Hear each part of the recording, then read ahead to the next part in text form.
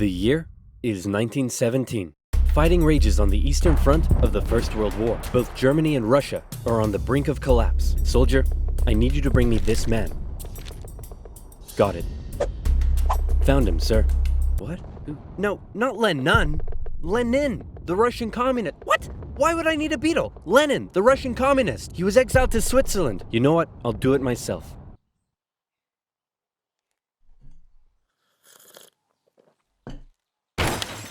Who wants to start a revolution?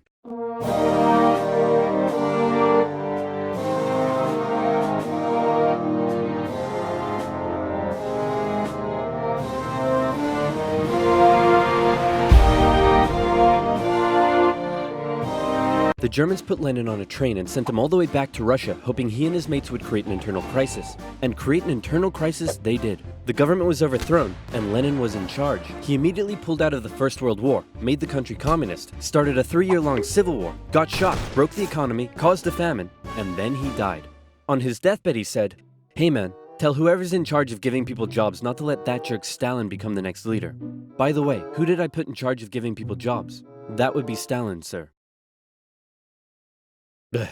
Stalin was a rising force in the Communist Party. He still had some opponents, but conveniently, all of them were arrested or disappeared. So that was lucky. And so Stalin took over. He implemented his 5-year plans, which transformed the country from an agriculture-based economy to an industrial one. And like Lenin before him, he reigned with terror. Anyone who dared criticize or oppose him would either be killed or left to rot in the horrendous Soviet work camps. Then a short man with a silly mustache tried to take over the world, punched the Russians all the way to Moscow, and then the Russians, with some help from their faithful ally, the Winter, punched them all the way back to Berlin. At this point, being allies, America, the UK, and the Soviet Union were good chums. They held a couple of conferences near the end of the war to decide what would happen next. Hey Stalin, after all your trials and tribulation, you must be pretty happy to be standing here in Berlin. Tsar Alexander made it all the way to Paris.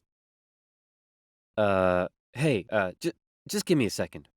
Hey man, I think something's up with Stalin. I know, right? What should we do? Shall I tell him about the bomb? Yeah, tell him about the bomb. That will scare him. So, we got this crazy new big A-bomb that can destroy an entire city in one go. Yes, my spies told me already. Oh wait, I meant to act surprised. Wow, that's amazing!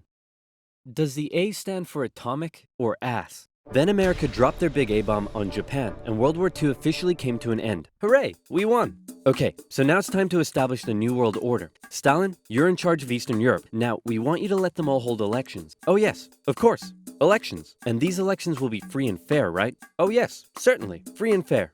Definitely free and fair. Communist, communist, communist, communist, communist, communist.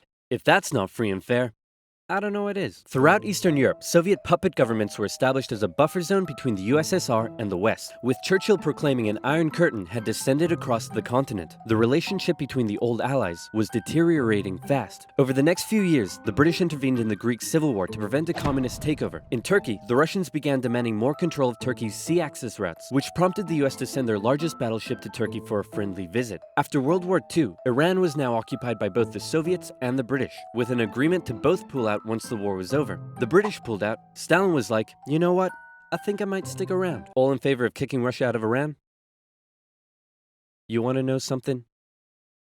You guys suck. Pressure from the UN forced the Soviets to leave, and with the establishment of NATO, the Soviets had no doubt that the West was out to encircle and destroy them. And America announced the Truman Doctrine, in which they basically said, those guys are not cool, cannot be trusted, and we will do everything we can to prevent the spread of communism around the world. Many viewed this moment as the official declaration of the Cold War.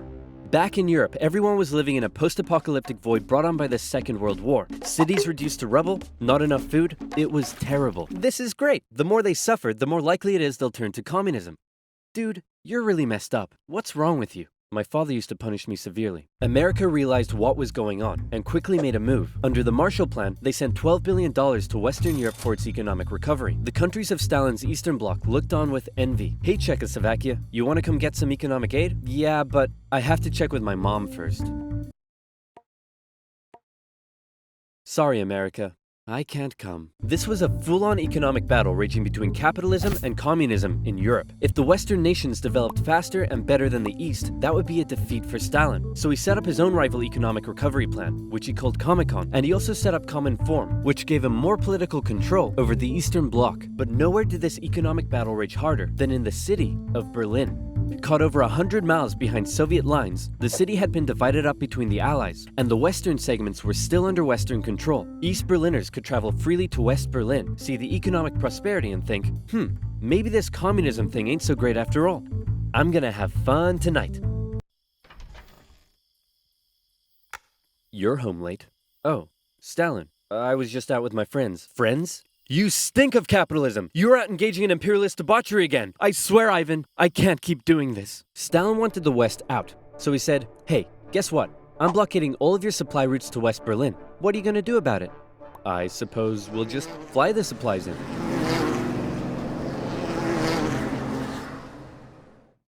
Alright, Truman. You win this round. The Berlin airlift was an incredible undertaking and a major success for the Western Allies, and Stalin ended his blockade of West Berlin. His aggressive actions worried the West, but not as much as this did.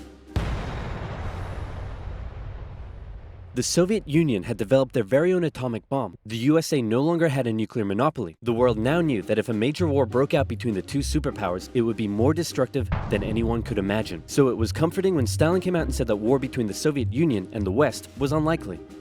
Oh, wait, inevitable. He said it was inevitable. Hey, you know who I haven't checked in on in a while? My good friend China. Whoa, what happened to you? What happened to them was a full-blown civil war that had been going on since 1927. The People's Liberation Army, under the leadership of Mao Zedong, successfully defeated the Republic of China, who fled to Taiwan. The now communist China and the Soviet Union signed a mutual defense treaty. This was terrible news for the West. But wait. There's more. After the Second World War, Korea was divided along the 38th parallel. In the north, the Soviets set up a communist regime. In the south, America set up an anti-communist regime. Both were led by very sweet-looking old men, but don't let that deceive you. They were both ruthless dictators, and both dreamed of reuniting Korea under their own regime. Now that he had the bomb, Stalin was feeling a little more cocky, and he finally gave Kim permission to attack. The North launched a surprise invasion of the South on June 25, 1950. With Soviet aid, the North Koreans steamrolled through, taking Seoul in just 3 days and replacing one ruthless dictator with another. The UN were freaking out and quickly created an emergency force made up of troops from 16 countries to defend the South. The West still held Busan and made landings at Incheon near Seoul. They pushed the North Koreans out of Seoul, replacing the ruthless dictator that had replaced the first ruthless dictator with the same ruthless dictator that had previously been replaced by the new ruthless dictator. And the West then continued all the way up the Korean peninsula. At this point, China was getting worried that the UN may just keep going. The US had sent this guy to lead the operation. After winning the Pacific theater of World War II, General Douglas MacArthur's head was big and his balls were bigger. He reassured President Truman that there was absolutely no way at all that the Chinese would ever get involved. Meanwhile, 500,000 Chinese troops were crossing into Korea. Nuke 'em. No. Nuke 'em. No. Ah, come on! You're fired. The US considered the nuclear option, but now that the Soviets also had the bomb, they didn't want to risk all-out global destruction. The communists pushed the West right back almost to the exact same spot they had all started from, and they ended up in a stalemate, where they remained until both sides finally agreed to work towards a peace settlement in 2018. Back in America, Americans decided they wanted a new president who would be tough on communism, so they elected famed World War II General Eisenhower, who was really hard to draw. It's 1953. Hey Stalin, how you doing? Oh, he's dead. He had a cerebral hemorrhage and his reign of terror kinda came back to bite him in the ass, because he had imprisoned all of his best doctors, and those that were left were too terrified to treat him. The new leader, Nikita Khrushchev, called a meeting and said, hey guys, you know how Stalin was imprisoning and murdering us all for doing basically nothing? Yeah, he was kind of a jerk. I'm really not sure how this is news to you. Khrushchev went on a campaign of de-Stalinization. Statues of Stalin were taken down, Stalingrad was renamed, and Khrushchev announced that he wanted the Soviet people to be happy and would allow greater freedom in the Soviet Union. So how did that work out? Well, an uprising in East Germany was brutally suppressed, a revolution in Hungary was brutally suppressed, and demonstrations in Poland were brutally suppressed. Although he did finally allow some mild reforms. Back in the Soviet Union, he permitted more cultural expression, but then began banning stuff based on his own personal taste. Modern art looks like a child urinated on a canvas. Banned. Jazz music sounds like the feeling of needing to fart. Banned. Your poetry is really depressing. How could anyone in the Soviet Union be depressed? You're banned. Khrushchev wanted the Soviet people to be happy, but not like that, or that, or that. Young people began enjoying abhorrent Western pop culture. Son, remove that disgusting imperialist apparel at once. Shut up, Dad. You can't tell me what to do. Well, would you look at that?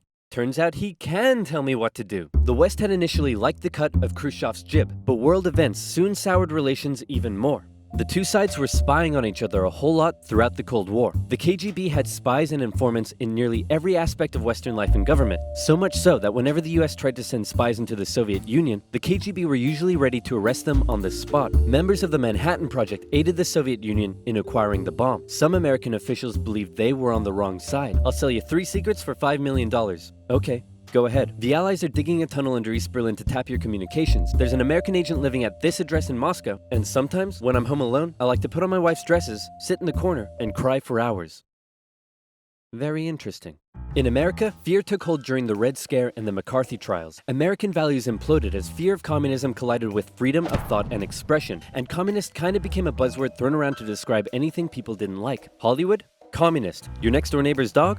Communist. When the grocery store cashier asks if you need a bag when you clearly can't carry 10 tubs of Baconaise in your hands, communist. But one area in particular where the US had an edge over the Soviet Union was in its espionage technology. In particular, U-2 spy planes flew across Russia carrying out surveillance from the skies. There was a nasty incident in 1960 though, when one was shot down and Khrushchev was furious. Who the hell is this? He's a high-altitude weather enthusiast who flew off course. Okay, that sounds plausible. Wait a minute. Why does he have a gun and a poison needle? Because he's a very naughty high-altitude weather enthusiast. But much to America's concern, the Soviet Union appeared to be ahead in the space race. Everyone freaked out when Russia launched the world's first satellite, and then they actually sent a man into space. Even worse, there also appeared to be a missile gap in the Soviets' favor, and Khrushchev was so confident that he even allowed the US to set up a technology exhibit in Moscow, attended by a certain Vice President Richard Nixon. Check this out, we have color TV. Yes, but we've been to space and can obliterate you with our massive nuclear arsenal. Check out this vegetable peeler.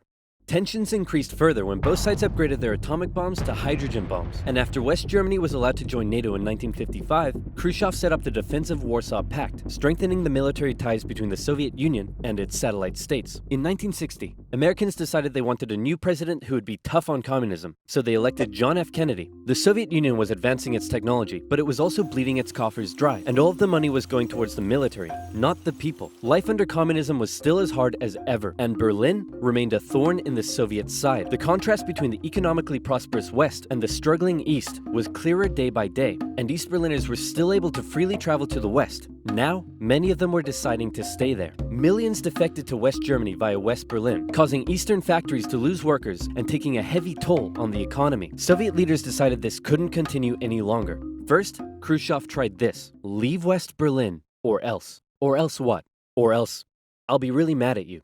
Yeah, no, we're gonna stay. Listen, man, West Berlin is ours, East Berlin is yours. That's just how it is. Kennedy felt pretty good about his show of American resolve. But wait a second, did you catch that? Let's replay it.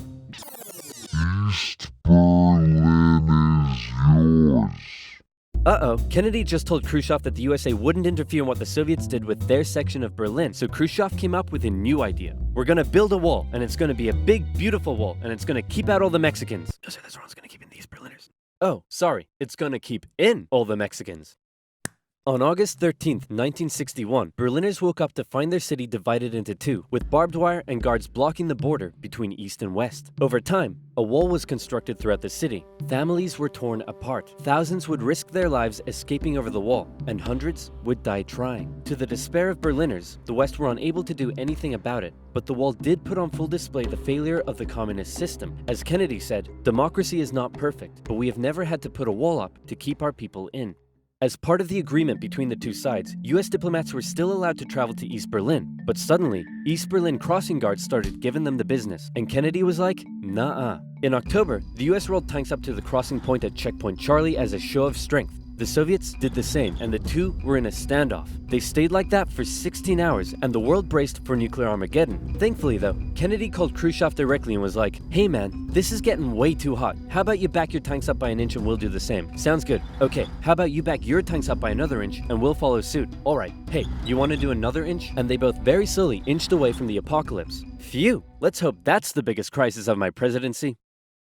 it wasn't. For anyone who thinks recent US history has never been as crazy as it is right now, allow me to present to you the 1960s. Extreme cultural division, major political assassinations, and the closest the world has ever come to nuclear apocalypse. Shocked by the CIA's intrusive methods for putting down socialism in Latin America, a certain Fidel Castro met with a certain Che Guevara in a bar in Mexico City, and the two of them decided they should grow some awesome beards and overthrow the Cuban government, which is exactly what they did. Cuba had been America's summer playground, and America didn't like seeing a communist regime being set up in its own backyard. So the US immediately began training up Cuban exiles to invade Cuba and overthrow Castro. However, as the day of the operation came closer, Kennedy wanted to conceal any US involvement in the plan, so he massively scaled back American air support, and as a result, the Bay of Pigs invasion was a humiliating defeat for America. But Castro felt there was still an impending US threat to his regime. Meanwhile, in the Soviet Union, Khrushchev had a lot of medium-range nuclear missiles that couldn't reach America, but they could if they were positioned, say, on an exotic Caribbean island off the coast of Florida. Hey, I'm a communist who hates America. You're a communist who hates America. You know what that means? We should fall in love. I was just gonna suggest you set your missiles up in Cuba. Oh, no, you're right. That's a better idea. Be still, my beating heart. On October 14th, 1962, a U-2 spy plane over Cuba noticed something strange. Sir, you need to look at this photograph. You're right! That's the cutest dog I've ever seen! Sir, I was referring more to the Soviet missiles. America freaked out as they realized what was going on. They were completely vulnerable, and they had to act fast. They knew that airstrikes or an invasion of Cuba would likely mean nuclear war with the Soviet Union, so Kennedy came up with another idea: a blockade. The US Navy announced it would stop and search any Soviet ships heading to Cuba, and would sink any that did not comply. In response, the Soviet put its military into full combat readiness. The US did the same, and began drawing up plans for an attack on Cuba. Things were escalating fast, and both superpowers were getting ready for World War III. Emergency communications between the two sides broke down as Khrushchev rejected Kennedy's demands for the missiles to be removed, and for the first time in history, US Strategic Air Command moved to DEFCON 2. DEFCON 1 means nuclear war. The Soviets shot down a U-2 spy plane over Cuba. A Soviet nuclear submarine in the Caribbean mistakenly believed war had already broken out, and two of the senior officers gave the go-ahead to fire its nuclear torpedo. Thankfully, the third senior officer, this beautiful man, refused to authorize the decision.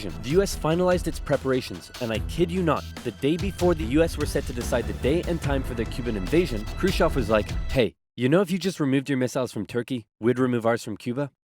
Yeah, that sounds good to me. It was a bit more complicated than that, but at the last second, the two sides finally came to an agreement. Soviet missiles were shipped out of Cuba, and the world breathed one gigantic sigh of relief, except for one guy, who was bloody livid. Phew! Let's hope that's the biggest crisis of my presidency. Unfortunately for him, his presidency was to end with one. Having nearly blown up the planet, a few changes were made. First, the superpowers agreed to a limited test ban treaty. Secondly, the Soviets ousted Khrushchev and replaced him with Leonid Brezhnev, who was a kisser. He liked to kiss. Both sides were deeply concerned at the prospect of nuclear war, but still, the arms race raged on throughout the 60s and 70s. US intelligence worked out that the Soviets' nuclear arsenal was not as powerful as they previously thought, but in fact, it was America that held the advantage. ABMs and MIRVs were developed, and the doctrine of MAD. If both sides knew they would be completely destroyed by a nuclear war, neither would risk starting one. But even without war, the world was already feeling the effects of nuclear weapons. In 1966, above the pleasant town of Palomares in Spain, a US bomber collided with a tanker mid-air, and 4 hydrogen bombs fell and landed near the town below. It hasn't exploded, so I'm sure everything's fine. Whoa, boy. Hey, I wouldn't eat that if I were you. Okay. What were you gonna do today? Go for a swim? Yeah, I wouldn't. Are you breathing right now? Yeah? Yeah, I wouldn't. It took the Americans 2.5 months to find one of the bombs, which had gone missing in the ocean. This was the 14th time America had lost a nuclear bomb since 1950. Nobody knows how many bombs the Soviet Union lost. So sleep well tonight. After Kennedy's assassination, Vice President Lyndon B. Johnson took over, and he inherited a developing crisis in the East: Vietnam. Back in the 50s, the Vietnamese had kicked their French colonizers out once and for all, and the country was divided into two. In the north, a communist regime, and in the south, an anti-communist regime. Both were led by very sweet-looking old men, but don't let that deceive you. They were both ruthless dictators, and both dreamed of reuniting Vietnam under their own regime. So the north established the National Liberation Front, also known as the Viet Cong, to carry out a campaign of guerrilla warfare in the south with Soviet support. The US sent advisors to help train the South Vietnamese to deal with the threat, but President Diem's brutal policies pushed more and more South Vietnamese to support the Viet Cong, and over the next decade, the situation escalated to a breaking point. America feared the domino effect. That is, if South Vietnam fell to communism, would Cambodia be next? Then Laos? Thailand? Burma? India? LBJ had to make a choice between losing South Vietnam or sending in the troops, and so in they went. From 1965, America found itself in a war unlike anything it had ever fought before. Let's play Spot the Viet Cong Soldier. Did you see him? Of course not. That's because millions of young American men were drafted and sent to fight a ruthless enemy who used the thick jungle as its shield. It was nearly impossible to tell where the enemy was, or worse, who it was. And as a result, the civilian population got caught up in the brutal crossfire. The city of Saigon found itself under regular attack, and America launched a bombing campaign in the north during Operation Rolling Thunder. The Viet Cong used the Ho Chi Minh Trail running through Laos and Cambodia to supply the campaign. It was a long and brutal war, and I could never do it justice in this video. But in terms of the Cold War, Vietnam was probably the biggest of many global conflicts that signaled a turning point. Under the threat of nuclear war, the two superpowers began working to make their relationship more constructive, and as a result, their ideological battle shifted away from the potential of direct conflict and more towards attempting to influence smaller proxy wars around the world. In the Middle East, the Soviet Union provided aid against Israel during the Six-Day War, and then again when the US backed Israel during the Yom Kippur War. In Africa, the Angolan Civil War saw US-supported South Africans fighting Soviet-supported Cubans. In the conflict between Somalia and Ethiopia, the superpowers interestingly switched sides as regimes changed, and the US continued fighting the spread of communism in its own backyard, funding the famous Contra groups to fight the socialist junta in Nicaragua. These proxy wars were fierce enough to begin with, but superpower intervention amplified the destruction and created alarming levels of human suffering throughout the Third World. And in Vietnam, that human suffering was all being broadcast back home via good old television. Going into the late 60s, America was a changing nation. This became this.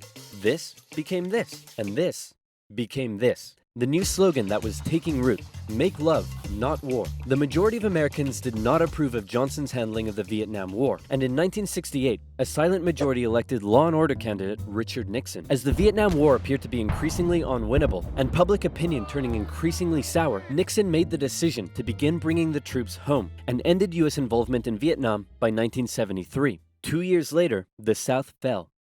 The Cold War was now taking its toll on both superpowers. In Russia, a huge percentage of the budget was still going to the military. People were still hungry, and they just didn't have access to the same lifestyle and goods as the West. And what did they have to show for it? They weren't even winning the space race anymore. Both sides needed to reduce spending in order to rescue their economies, and so both welcomed with open arms an easing of hostilities, otherwise known as détente. To improve relations, Nixon became the first US president to visit Moscow in 1972, and Brezhnev returned the gesture a year later. A number of treaties were signed, including the 1972 SALT agreement that limited nuclear weapons. Relations with China were even improving via ping-pong diplomacy when the US table tennis team went on a tour of the People's Republic. However, internally, China was still pushing anti-capitalist propaganda, which led to some mixed messages. Nixon even visited China in 1972, and it was a barrel of laughs. Today, the president walks among priceless treasures from China's golden age. Among them, a pair of ear stoppers used by the emperor to keep from hearing criticism. Put the stopper into his ears so that he couldn't hear the criticism. Give me a pair. 他是不是给我一对啊？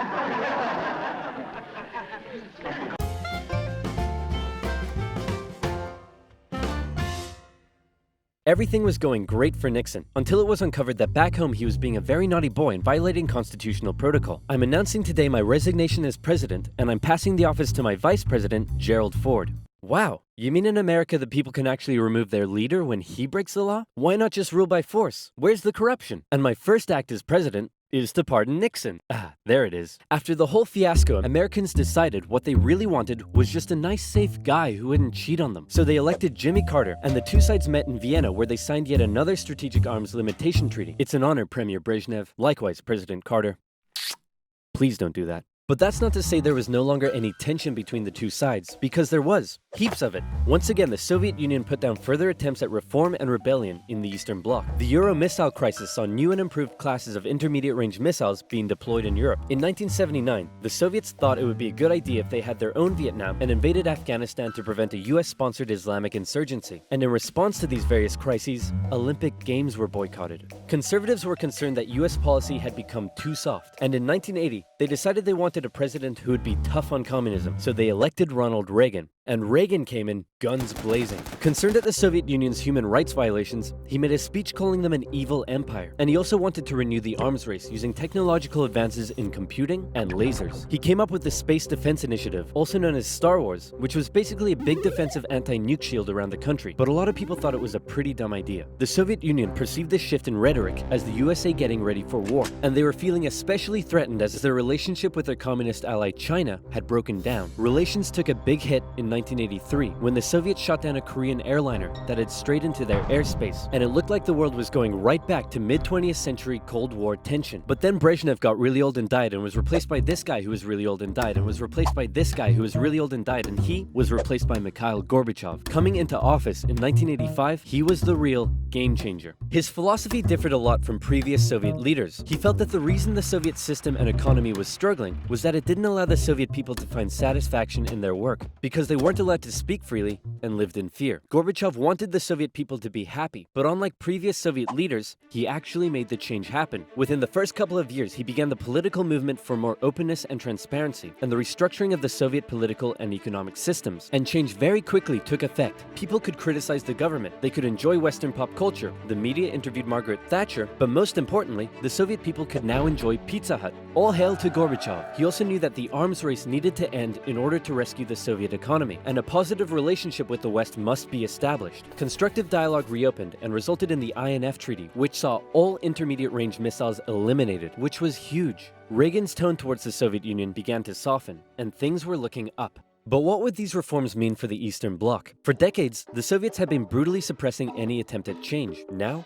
would they be allowed? And that was the exact question on Hungary's lips when the Prime Minister visited Moscow. Gorbachev's response: he didn't necessarily agree with the reforms, but he wouldn't stop them either. He was prepared to let the Eastern Bloc choose its own future. This was massive, and the Hungarian leaders began planning free, multi-party elections. Poland followed suit and also held elections in June. The anti-Soviet party Solidarity won 99 out of 100 seats in the Senate. But not just that. In Hungary, the barbed wire border between East and West was removed. The Iron Curtain was unraveling. But not all Eastern Bloc leaders were happy. Notably, East Germany was still ruled by a hardline Stalinist, Erich Honecker, and many East Germans were still eager to get out. They had been trapped by the Berlin Wall, but now they were doing the math. If they could travel to Hungary, and Hungary's border with the West was loosening, could they now make it to the West? That summer, East Germans decided Hungary was the latest top holiday destination. They traveled there in droves, and using various methods, tens of thousands crossed the border into Austria and the West. Honecker was furious and blocked travel to Hungary, but that civil liberties train had started rolling and it wasn't stopping. Thousands more flocked to the West German embassy in Prague,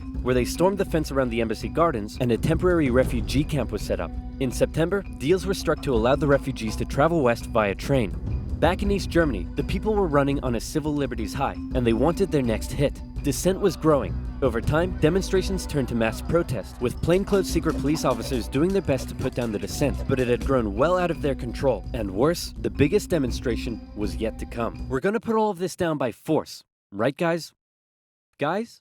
Unfortunately, everyone had realized what he had not. This was bigger than them, and the entire East German Politburo voted him out of power. On November 4th, over 500,000 East Germans took to the streets of East Berlin. For many, there was still one big target left in their sights: that damn wall. The pressure on the East German government was too great, and on November 9th, they made a bit of a chaotic announcement that the travel ban between East and West was being lifted. The change wasn't meant to take effect until the next day, and crossing guards still had orders to shoot on sight any who tried to cross. But that night, huge crowds gathered at the crossing points, and the guards were overwhelmed. In an astronomically historic moment, after decades of family separation and travel restriction, the people were allowed to pass through.